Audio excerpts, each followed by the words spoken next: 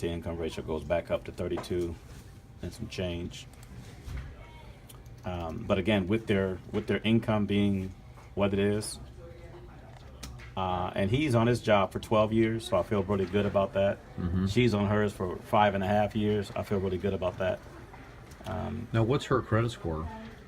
She's a 607 mid score here, and he's a 651. Okay. You want So to show what we did with her, though? Yeah, let's take a look at the custom, because first off, we can see with that credit score, they're not going to qualify for a conventional loan. Right. So we know that something's got to be done to get her score up. Her score is too low to qualify for a conventional product. His score is fine to qualify for a conventional loan, so we have to get creative. And this is where we have an edge over other banks, because we go the extra mile to figure out how to make a deal work. And so a lot of loan officers aren't going to take the time to put this in there to figure out how to get the score up, to get them to the home they want. This customer wants a nicer house and is willing to put more money down to get the home they want. So Joe's going to show us how what he's can do to get her credit score up. Okay, now here's these are actually this is a program that we're just flooding their credit report into this program. So it'll allow us, if you see the numbers, it says Robert, for instance, is a 651, but this plus 21 basically is saying that he has 21 points that he can improve. We can improve that score by doing a couple simple things to raise his score. Right. His wife actually has a mid score of 607.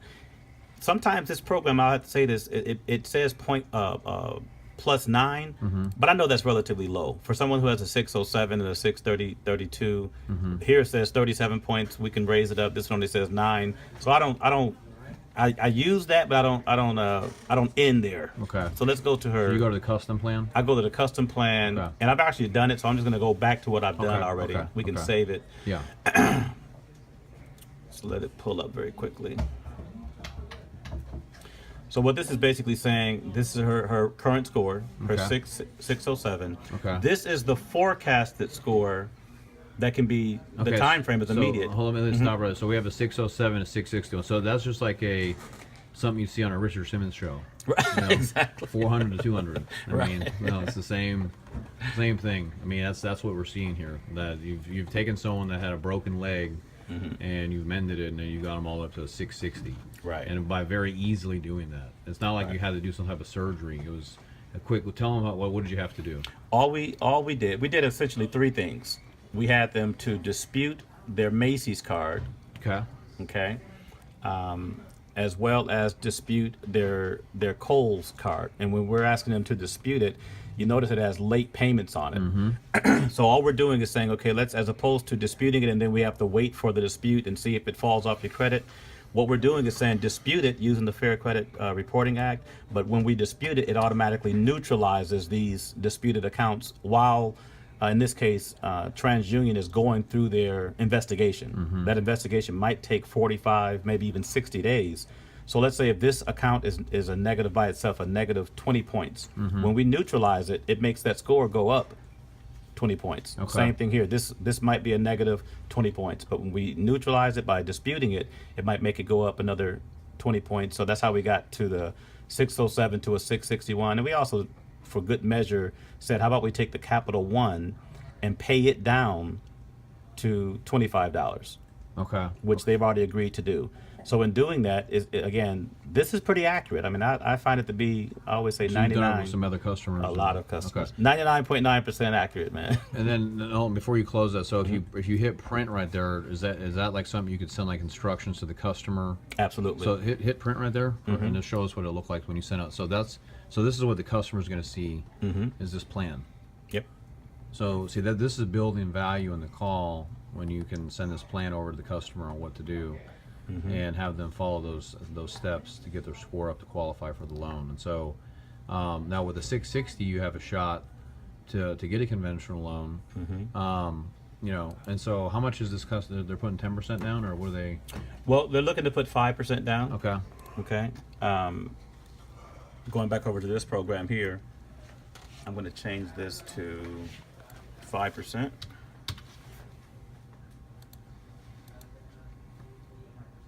And that's $13,000 down, which they have about $20,000 in one account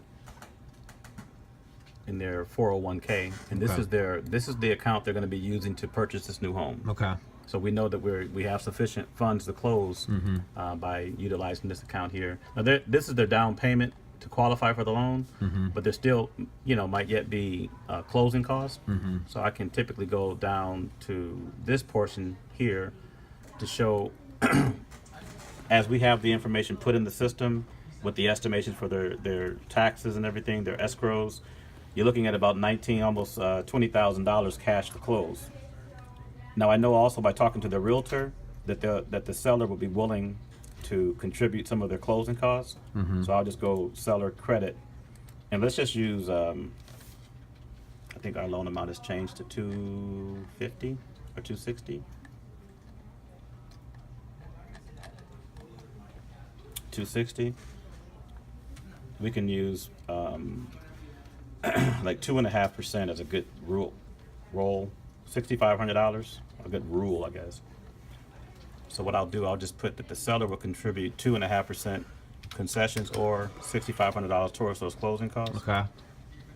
So that's going to reduce their cash to close to 13,000. to 13,000, which is pretty close to what they have to come up with as far as the 3.5 or the 5%. Now, I want to go back to this loan because we ran it a couple weeks ago, and if I remember, DU didn't want to take the deal with 5% down. They wanted 10% down, if I remember correctly. Without the wife. Right. Yeah. Without the wife. So Without the wife. So let's just say, because right now technically you can't run DU because her score is not there yet. Exactly. It will be inevitably once she takes those actions and we have an updated credit report. So let's just say that once her score comes back and you run it, and that DU wants 10% down, then what? Then I'd have to go back to them. Okay. Okay. And, at that point, it's going to be a matter of me talking with them about this. Right. Or coming up with more of Yeah. this. Yeah. I mean, right? It's either lower the price or come up with more money. Yeah, exactly. And when I say I'm going to have them, when I'm going to talk to them about this represents a new home for them. Right. This loan amount, because at one point we were $100,000 less, just so you know. Yeah. Before the wife was brought on, we were $100,000 less. They were looking at a particular home. So if it comes back where we have to put down 10%, first of all, I'll work the numbers out so I know I'll have some kind of a talking point with her or with them. See, what we're talking about, guys, DU, we're going to have a training at 4 o'clock on DU. DU is the desktop underwriter, Fannie Mae, that determines if the loan gets approved or not with what terms. And so Jason's going to be running his LaChance loan at 4 o'clock, and you'll get to see how that works. It's a algorithm where you input the data and it tells us what the person's going to qualify here. Because the profile of the credit's not that strong, we're not sure if the algorithm's going to want 5% down or 10% down. So last time the loan got approved was with 10% down, but it was just the husband only, not the wife. Right. So it's possible that it could get 5% down. My bet's going to be 10%, but we'll see. We'll see. I'm right half the time on it. So with conventional loans, and so FHA is pretty much a slam dunk. It always will generally approve an FHA loan, not always, but most of the time. And so conventional is a little more tricky. So basically, do you have taxes and insurance plugged in there? Yeah, typically Okay. I do. Okay. And I want to just, if I may, just make a point about that, because I believe this is based on the expectation of the customer.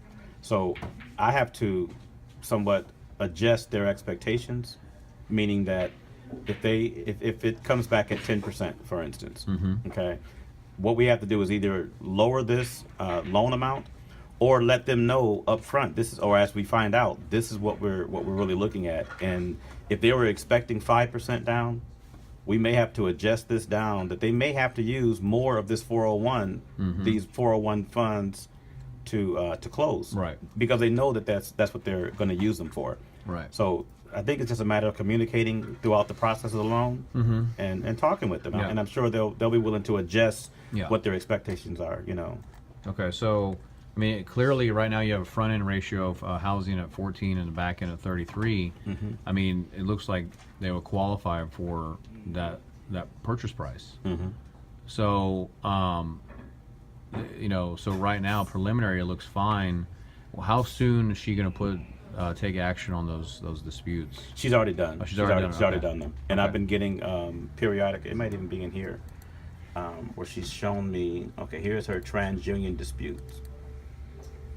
So the moment I talked with her about it, she went. Matter of fact, on the report date is 10/22, and the significance of that is typically I want to wait at least 30 days before I do any kind of repull or anything on the credit to ensure that this dispute that we said is going to be neutralizing that trade line, that it's reported to the credit bureau.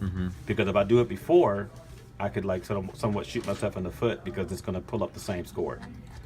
So by doing it enough and by talking with people like you, saying when to do it, once you know when to pull it up, then that again, this report over here is pretty accurate. Yeah. I'm pretty comfortable to say that if we have a 607, it's going to be something very close to a 660 after 30 days. Okay.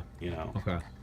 So, so basically, just the takeaway here is that the bar looks like they can go up to the 260 price point.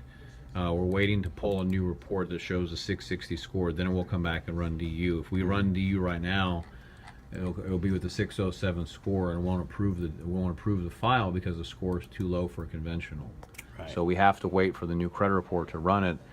Theoretically, it looks like it can get approved. We just don't know with how much down. And so that's the point right now, that we need to, clear that hurdle and then let the borrower know where they stand, and then see what they want to do. So, so that's ultimately where we're at and how we evaluate the loan. And so, basically with conventional loans, the maximum that you can have on the back end for the debt ratio is 43%. We're clearly below that. Assets help out a lot with the loan. We have essentially, I guess, straightforward income. So was there anything sketchy or concerning about the income? No, they're both. The only thing that would be, and that's a great question, because his income by himself, at his job is about $3,100 monthly. The only question would be this disability income, because the guy is only 40, so he's getting disability. So Okay. it's more of a workman's comp. So I wanted to make sure we had all of the verifiable information to let us know that this is income that we can count on. And that's basically what this statement is saying. Let me see if I can pull up. Yeah, that's a good point. The only time you can use disability has to be permanent disability. Temporary disability cannot be used when getting a home loan. So this is a good point to bring up. Let me see if I can find it here. See, a lot of things that there was a very good training done on Saturday. I encourage anyone that wasn't at that training to watch the video, but a lot of things that borrowers are going to tell you or give you may not be pertinent to the home loan process as far as with respect to income, because like this, there could be someone like, hey man, I sell, power washers for cash and I make $3,000 a month. Well, we can't use that. Okay, so what? I mean, like you run a gym, you claim it. If you don't claim it, we can't use it. Right. You know what I mean? So like they'll tell you all these things, but you have to see what you can use and what you can't use. So, and it's not like you're not on their side. It's just that you have to be, the detective and the doctor. The detective for the underwriter, and then the doctor for them helping to get the deal in. And so, here it's all about what can you prove. This is the point here. Lifetime income. Okay. That's Yeah. what we're looking for. Lifetime income benefits. Yeah. So what this statement is basically saying, he's going to be getting the amount that we're showing here. And again, I grossed it up a little bit, meaning that I added this figure here, The 33. the 3386. It's actually, it might be another statement. If you don't mind, I can go and pull it out.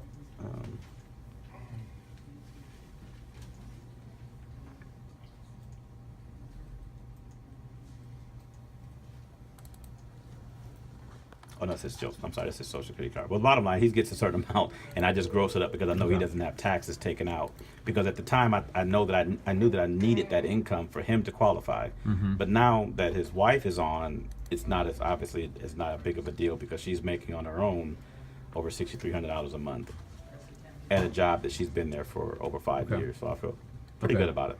Okay, so basically the bottom line is we're waiting to pull the new credit. Once we do that, we'll run it through DU, and then we'll find out the terms of the loan that they qualify for, and then let them know.